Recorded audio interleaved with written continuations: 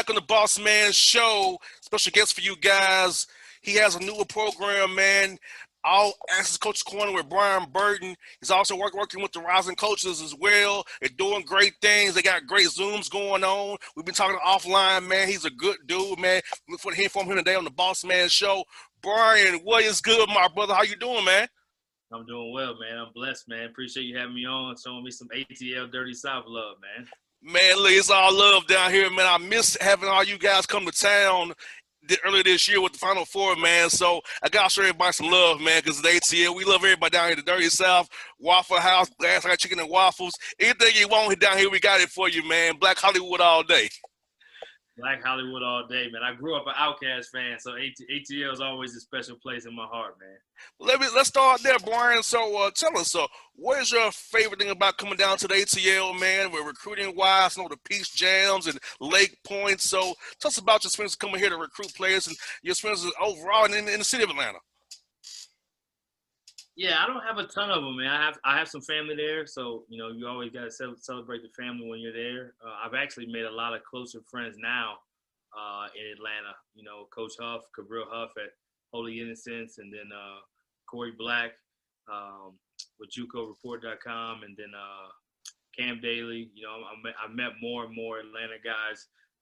The staffs have changed with the local colleges too recently, so I have some college coaches that are there in Atlanta and Georgia now, more than I've had before. And grew up an Outkast fan with Andre 3000. So they were always celebrating ATL before ATL was cool. I think Jermaine Dupri, I can't say I was a Jermaine Dupri fan, but he was screaming in Atlanta back in the day, and then T.I. came shortly after. So definitely a special place as far as, just to be honest, celebrating Black people in general. They call it Black Hollywood for a reason. So ATL has kind of become a who's who place to be able to visit and be able to stop through. So I look forward to my next time, because then I get to come through and you'll give me a tour and you show me the real side of Atlanta. I haven't got to see everything yet. Hey, man. I'll definitely show you the real ATL, for real. I don't know if I want to go the Lou Williams route of ATL. Oh, no. I think I'm good on that, but I want to see everything else. I'm good on that. Yeah. Hey, I had no idea dudes go to Magic to get wings like that. Like, I mean, the wings are okay there, but I never thought you would go in a corner during a pandemic to get some wings from the spot. I never knew that until Lou Will. He's a trailblazer, Brian, a game changer. I didn't even know it. Hey, he's leading the NBA in points off the bench for a reason, okay? You got that right. My man, brother. Tell us about your program, man. You have All Access Coaches Corner, and what you've been doing since you've taken this new route now. And shout out to your Anitra. She's very good and responsive. We be talking via the DM about what you guys got going on, sending me links. So she's doing a great job for you. So tell us, shout out to Anitra, man. Yeah, shout out to Anitra. So Anitra is actually my cousin. So it's actually cool how that worked out when you can work with family. My wife actually does a lot of stuff for my aunt. And so my aunt's a big time entrepreneur. She does a lot of stuff with, she does a lot of social work with around kids that have parents that are incarcerated. So that's the same side of the family. And me and Anitra, we actually didn't meet till we were older in life. Wow. We went to a funeral, which is unfortunate. Sometimes you meet family members you've never met at events like that. But we met at a funeral probably 5 years ago, maybe 6. And maybe I'm outdated on that. Maybe it's a little bit more. She'll probably get on me like, it was 8 years ago. But I say that to say we didn't know each other before, but we've gotten really close. She's older than I am, and she's got an expertise in PR and a lot of background in that. And I kind of told her what I was doing, and she was looking for some other things to kind of get involved with her brand. And it's been awesome. She's taught me a lot. She's kept me in line. She's definitely made things easy. And it doesn't feel like work when you're working with family. But All Access Coaches Corner, it really just it's a complete God thing. Rising Coaches is who we work with. So Rising Coaches, I'll talk about them first. Adam Gordon is the CEO, so shout out to Adam. Former coach, he's been at all levels of college basketball. I believe he started his career at Clemson. But Adam he was an associate head coach at SEMO before he really kind of went full time with Rising Coaches. But I think Rising Coaches probably has about 40,000 followers or so, and they have almost 2,000 members now to their site. And it's kind of like a LinkedIn for coaches. It's kind of like a social network of coaches where you can go and grow. And there's over 10,000 videos on the website when you're a member. Membership is very inexpensive, just $10 a month. But it gives you a community of people. I always say it like this. I think Rising Coaches are light in our coaching industry that can be so competitive and so step on whoever you have to step on to get to the top sometimes. And just not always about helping the next person. It's a pay it forward organization. They want to teach and empower and help young coaches or coaches of all levels to be able to grow and connect and also be able to share their story and share their skill set. So I think sometimes as assistant coaches, you have certain lanes that you're put in, whether it's offensive coordinator, defensive coordinator, recruiting coordinator, or whatever it may be. And you don't get to show another side of what you do, you know? So I think that's the cool part about what he's doing is giving so much, you're getting a platform for coaches to be able to grow, connect, and the concept of rising coaches, I always say it like every coach wants to rise in some level, whether you're a head coach, yes, and you want to rise to more wins, whether you're an assistant coach, you want to rise to a new position or new level. Everybody's looking to rise in our industry. So I think the concept of we all can rise, and it doesn't mean you're taking away from somebody else. The brotherhood, the connection, the family tree, he calls it, or they call it the largest family tree in college or in basketball. And I think, or coaching tree, I should say, in college basketball. And I think there's a lot of truth to that because I think it becomes like a family. You get on there and there's different Zoom community. There's an online access community where you can direct message. There's, I've been a part of too, kind of a welcoming program as people come in and our new members, we reach out, make them feel welcome, just make sure people have what they need and they have a place to go to if they just want to ask questions or connect or plug in. So starting with Rising Coaches, we started an all access coaches corner. And yeah, it's blown up. We've had over 100 guests on in 3 months, which has been incredible. We've had 3 social justice roundtables. We started with no social media at all, and Anisha's done an incredible job of helping push that platform. And I think we have over 1,300 followers, which, you know, again, these numbers are just not necessarily for our value, but just to show that it's grown very quickly. And my vision with it was, you know, we're all in this industry and I'm in between coaching stops. I've been 15 years in and been at all levels too. I've been blessed to be at 6 different Division I's and 5 years at JUCO and did some Division II and have been at all levels. I've had interviewed at 4 different places. I've been offered a head coaching job. And, you know, there's a lot of highs and lows in this business. I chose not to take that particular job. It didn't fit. I hope to be a head coach at some point in time and lead a program. But in the meantime, I knew I wanted to serve. I knew I wanted to serve my purpose. My wife says it. Again, shout out to her. That's why I'm wearing my blessed husband shirt. Because she talks about this, you know, job titles are infinite. Job titles are temporary, but purpose is infinite. You know, she talks about that a lot. And if you're not going to be in a certain title, that doesn't mean your purpose doesn't stay the same as why you coach, why you're in the industry, why you want to help people. And I got in this business to help people and make a difference. And I think that initially you think it's players because that's what you're coaching. But in this particular space, it's been about helping other coaches and paying it forward and spotlighting other coaches. So the philosophy behind All Access Coaches Corner is just to share coaches' stories, to spotlight them and their programs, and then just to serve them. So those 3 things is kind of our purpose, to give a positive light within what Adam is doing with Rising Coaches. And shout out to Andy Farrell and Brandon Rosenthal's as well. Those guys are part owners.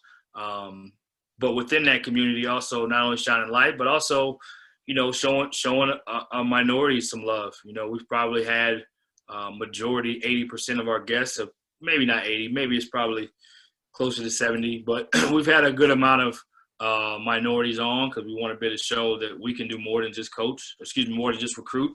And we started to have our first females on. I wanted to give respect. There's another platform on Rising Coaches called Women in Sports.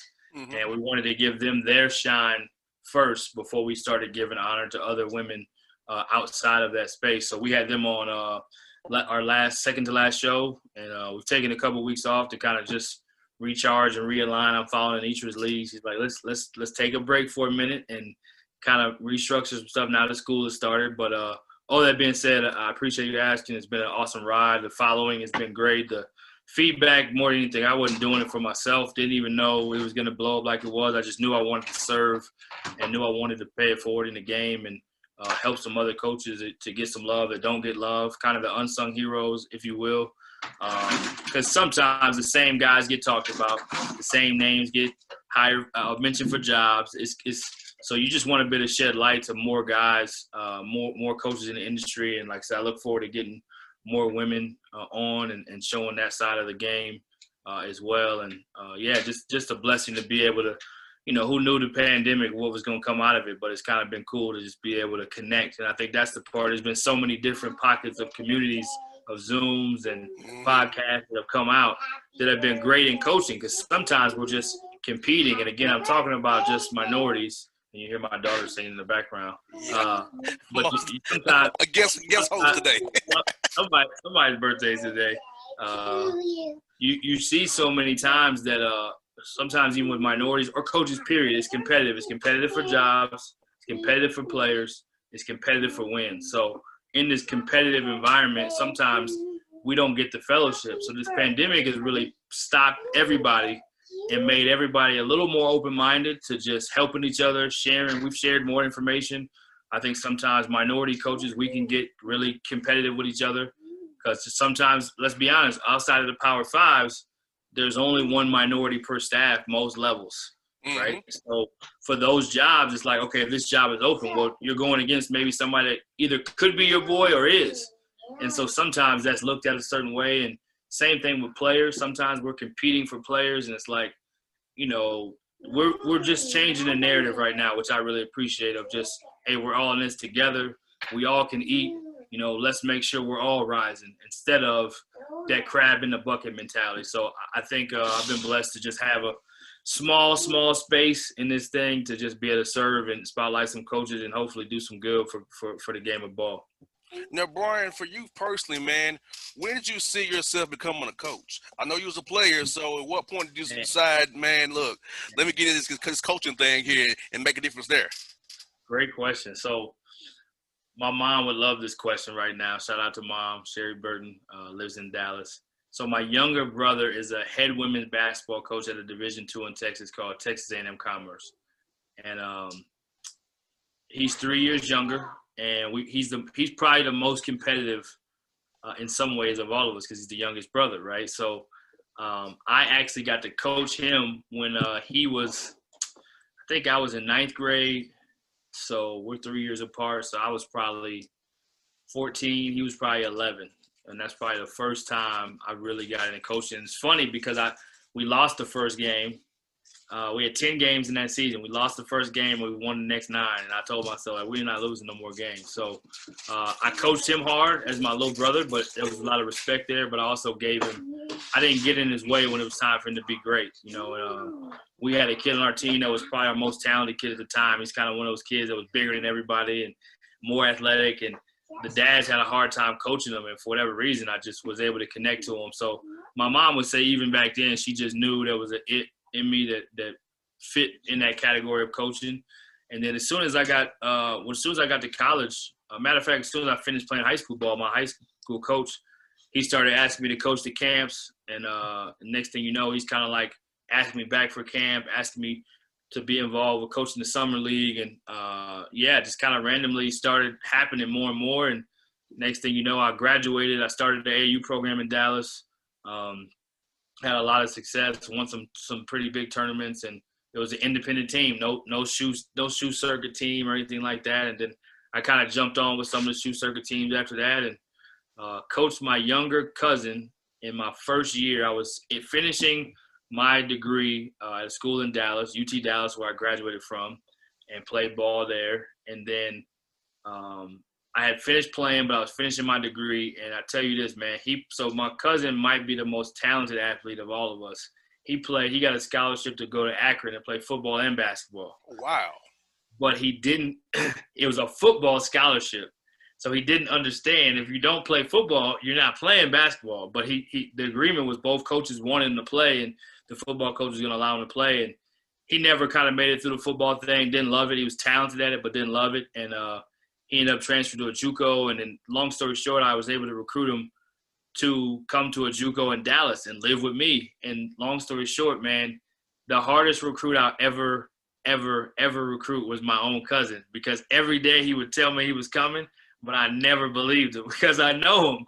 Yeah. So I had to just continue to be persistent. I had to call mom. I had to call this person, and just until he got off that plane and I picked him up, I was like, all right, he's here. I can believe it now. So it was the best. It was a great experience to be to coach him. He's doing great things now too, and he played a little bit of pro ball afterwards. And yeah, so it's come from the basketball family. I played with my older brother Darian. He played Division I for Billy Kennedy, who just retired from A&M. He played for him at Centenary College in Louisiana. And so yeah, it's been a basketball family. Can you like me? Yes, I can. Hold on one second. Yeah, it's been a basketball family, and now you see that the young athletes are taking over. You see who the boss is. He comes in making demands already. Yes, indeed. Now, let me ask you this. You've been at NAIA level, JUCO level, D2, and D1. If you can explain to our listeners what are the different challenges at each level, because I feel like listeners don't realize how the NIA is different than the JUCO, than different from D2 to the D1. It's different ways to have to play that game on each level. So explain to listeners a little bit how the differences between each one of the levels are. I think that really help them out to understand the challenge you guys face at every level. Yeah, no doubt. That's a great question. So the only level I haven't coached yet or played is NAIA, but every other one I've been at. So Division III, I played. Division II, I coached. JUCO, I've coached Division III, JUCO, and Division I. Division I university, I've coached at 6 different ones. So I would just say basketball is basketball first and foremost.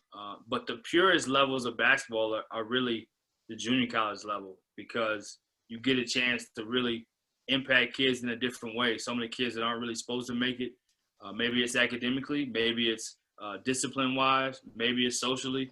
And maybe they just got caught where they went to a bigger school, Division I, and they didn't play as much, didn't have the role, so they want to have a chance. But there's a different level of hunger. There's no politics.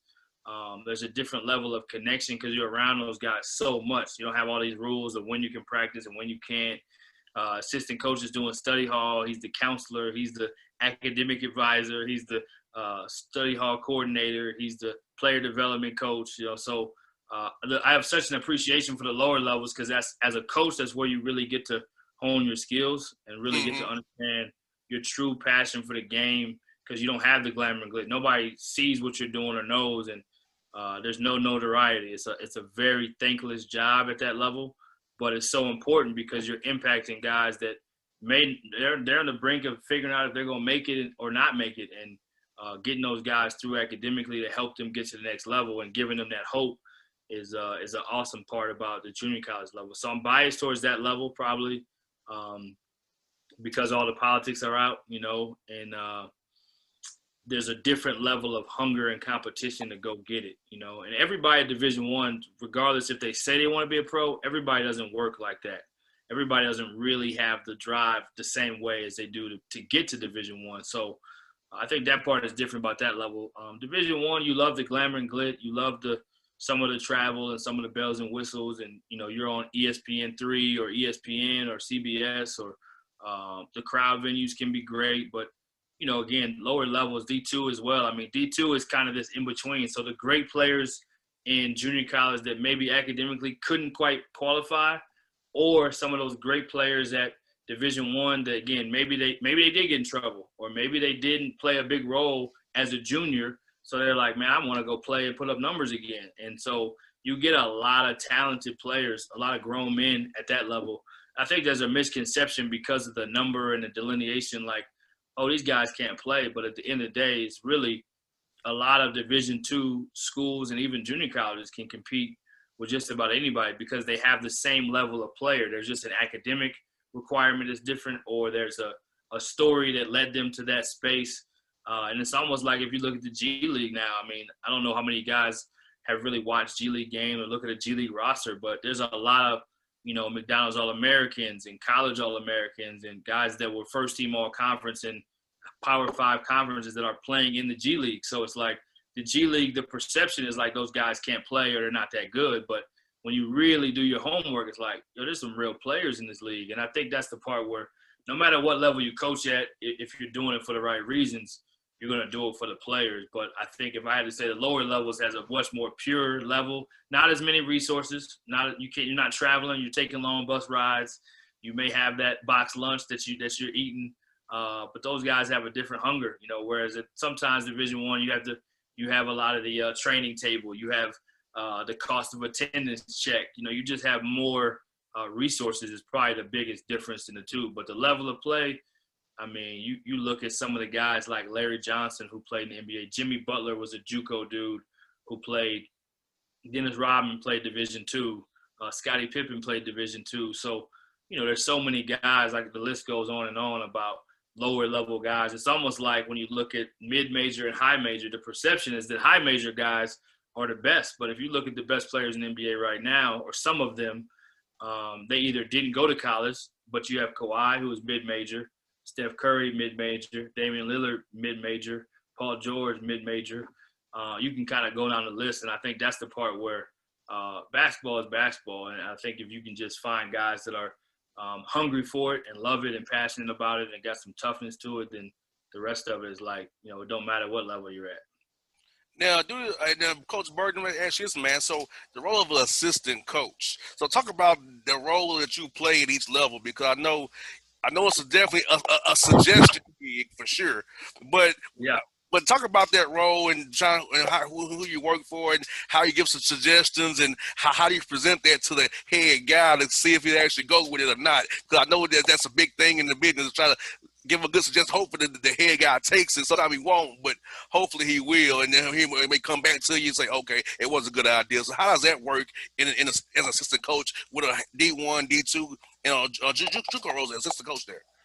Man, another big time question, and I may be the wrong person to ask, but I might be the right person to ask because I've had some trial and error, and I think that's how you figure it out. You have to ask your mentors for sure. You have to be willing to learn, but sometimes that's just one of the trickier parts about this thing is like people don't understand how hard some of those dynamics can be, and not just with your head coach, but with the staff. So I definitely have some great stories and insight of like successes and failures on that. But I think the biggest thing is with respect. You want to have respect. You want to give respect. You want to make sure that you're not just trying to push your own agenda and it's not about you. You're just trying to help the team win. And how you phrase things, timing of when you talk about things are all important. And then as an assistant, you want to be great at having the data and having the research and having a body of work and present it to your coach in a way that it's an option. And here's the homework. I've dug up on it. I've researched it. Here's the numbers. Here's the stats. Here's the predictability. Here's where it may go wrong. Coach, this is just a suggestion, but I think it may work for our team. Here's why. I think when you can paint the picture and a coach can see that you're really invested in it, it gives you more of a case to talk about it. And I think sometimes as coaches, we can get emotional. We can get our egos involved because sometimes with coaches, it may be in a recruiting. Sometimes it may be about coaching. Sometimes it may be about recruiting. Sometimes it may be about a decision with a guy to bench him or start him or to send him home. You're like, nah, coach, we got to fight it out with him. It's like, no, so there's emotions. You have to understand head coaches have a really hard job. And I've been blessed. I think in my 16 years in the business, I think I've had 10 different head coaches. And some of that's because coaches move on and get promoted, or you move on and you get promoted, or you have a coach I had a couple coaches I worked for a couple months, and then they got another job, and then now another coach comes in. So the beauty of it is just being adaptable, I think, and just really caring about what I've learned as I've gotten older is just having a servant mindset. Like, be secure in who you are and not worry about if your suggestion is taken or not. The suggestion seat is easy. The decision-making seat's hard. My wife's been a head volleyball coach at Division II, 2 different Division IIs, been very successful. My brother's a head coach. A lot of my friends are head coaches. So you have those conversations, too, with people that are in that seat.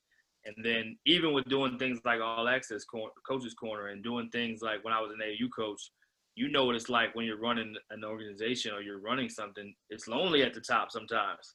And you have a lot of decisions you have to make. And I think that what Anitra is great at, and what people that I've worked with and worked for, I think when I've been at my best, you just have a servant mindset. They know you're invested. They know you're connected. They know you care about the wins and losses, and that you're not taking it personal. But again, it's a competitive game. So sometimes at the lower level, you're closer with your staff because there's fewer of you. So there's only 2 guys sometimes and a manager, JUCO. Division II, you got 2 coaches full-time and 1 GA sometimes. So the staff is closer knit, so everybody has different roles, and everybody's got to be rowing in the same direction. As you move up, I think probably UTEP was the biggest staff we had been on, and we had so many guys that had a specific role, and everybody's got to be rowing in the same direction. But there's also a lot of egos. There's also a lot of just voices. So you have to be very careful about how you navigate those waters and how you are a great teammate. I think that's a part as coaches people don't talk about a lot. You have to be a great teammate as a coach as well as you do as a player. So even if you don't agree, you have to support, hey, this is coach. He's put his time in. I'm going to support him. You have to do those things off the court, like going to lunches and – okay, hold on one second. Going to lunches and doing all that stuff to make sure you're building camaraderie with staff. And then, ultimately, you're not always going to do it right. You're not always going to do it perfect, but you want to make sure even when you don't, you have those conversations with your coach or your staff member to say, hey, we're all in this together. Maybe I did this wrong. Let's talk about how we can be. I think solution-oriented mindset is really important too. So. Yeah, I got a couple more for you. I know your daughter wants your attention. Nah, I might have to take a 20-second time out, but we're going to extend it. We're going to extend it. Yeah, I got a couple more for you. So I know I know I've been seeing what you guys doing about social justice. I mean, it's been a big thing right now, Brian. So how have coaches been talking about social justice reform? And like I know Coaches for Change with Carmen Massarello has been a good one. I know Digger Taylor's in another group as well, Rob Lanier. So talk about how you guys come together to try to get guys registered to vote, get coaches on the board for social justice reform, because right now with a reconstruction in our country, we can change the narrative now, get people on the same page, because it's been a problem for years. It's not been talked about, but now it's been brought to light now with all the things that's going on around us with the pandemic as well. So how have you guys attack that and try to make sure you have an impact in that arena as well, as also on the court as well? Yeah, so that's a loaded and powerful topic and powerful question. I can't speak as much about, since I'm not currently with a team, how I'm impacting players per se, but with the organization, again, shout out to, Adam Gordon and Rising Coaches for, he's just allowed for us to have some difficult conversations. And I give him credit first. He linked up with Ryan Price and Cabril Huff and Cam Daly to do the first social justice town hall, probably 1 week, not even a full week after George Floyd's, murder. So that started it. I was on it. I watched, and I was just like, man, we got to do more. I didn't want the conversation to die. I thought it was powerful, but it was emotional because it was so raw and so fresh. But there was probably 150 people on that Zoom. And so I just felt really compelled with All Access Coaches Corner to start having roundtables. I got inspired by Stephen Furtick is a pastor I really like out of Charlotte. He does a really good job. And he's had a couple of these cool conversations. He had one with Charlamagne the God, who's obviously a really high radio personality with what he does. But he had that conversation on stage at church. And I thought that was the first time, a black and white conversation. And so the first Sunday after George Floyd's murder, he had a conversation with Pastor Gray. I think it's Andre Gray. Drawing a blank on his first name, but Pastor Gray that's at Joel Osteen's church. So he had a conversation on stage, and it was a real racial conversation, like, hey, what are the issues? What do we need to be doing? And I just thought it was powerful to be able to see that conversation in front of everybody, and just have them have some raw emotions and tough questions. And so I kind of took the concept subconsciously. God put it on my heart to want to do something to make change, and not having a team and not having a locker room of guys that you're going to be talking to and trying to lead through this. I just said, man, if we can empower other coaches, the ripple effect can be amazing. So we started with our first social justice roundtable. We had 14 panelists, half white, half were black, so 7 and 7. And we had opening statements. In the second half, we had paired conversations where a black coach and a white coach got to give each other a question in advance, but they had to ask that question on Zoom in front of everybody and have those conversations. And so we had over 200 people on that Zoom, which was powerful. Then we followed it with another one similar. So those were Division I and Division II coaches. The next one was junior college and grassroots.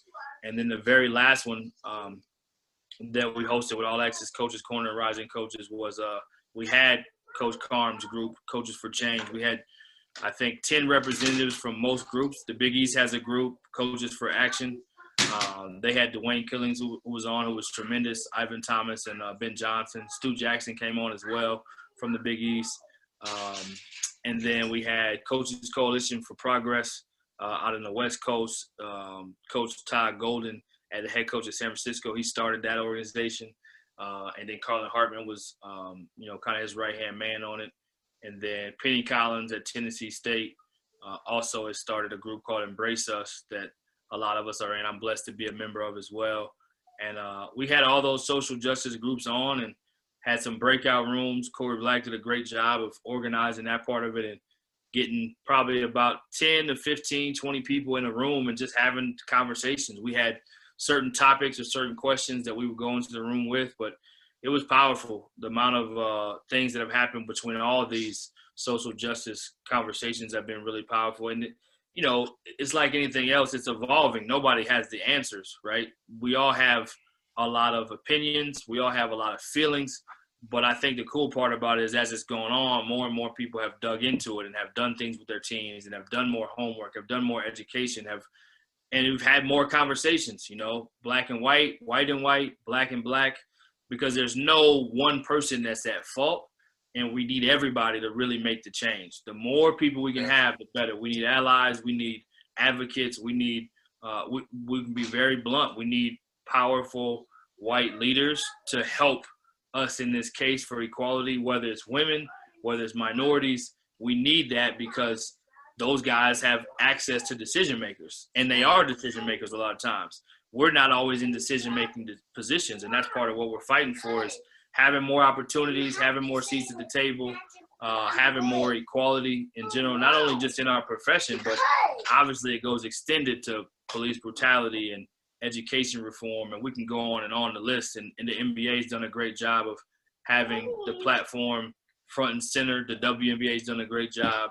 I think NFL, baseball, football, everybody's kind of had a day or two where they've protested peacefully, but it's a topic that we care about. And I think the cool part about it is for the first time, in my humble opinion, the majority or the decision makers are open to this conversation, right? It normally just feels like black people over there crying again, or black people are upset again, or here they go again, kind of one of those. And it's kind of like goes on deaf ears, right? But now it feels like we actually have more movement. So there's a lot of different groups. There's the WBCA has been doing some great things with women's basketball. I'm sure football probably has some organizations I don't know about. Dedrick Taylor did a great job with his think tank. I'm sure he's probably involved with something. I know BCA, Black Coaches Association, has just started back up again, a new form of that. There's a Black Coaches United. There's an Asian Coaches Association. There's a Latino. There's a Jewish. And I think people are taking more ownership for their different groups and their different identifications as well during this time, because in college basketball or college athletics, we want equality and more opportunity for everybody, especially the people that are minorities, right? Yes. And obviously the Black Lives Matter movement is a big thing and something that we absolutely have to have more change and more positive reform around. But at the same time, within our industry, we just want – it's not even about having to be treated like we're better than. We're not trying to take something away from anybody else, but we just want an equal opportunity to be able to do it. Yes. Because let's face it, for Black men and Black women, majority of the athletes that are playing, they look like us. So if we want to be really blunt and direct, they look like us, but we're not able to lead them. We're not able to be in administration. We're not able to be more head coaches. I don't know the exact numbers. I think it may be it's a small number of Power 5 black head coaches for the men's side. I think it may be 12, and I don't think there's any in the Pac-12, if I'm not mistaken. So there's just some changes that just don't make sense because you look at the percentage of players, Mm-hmm.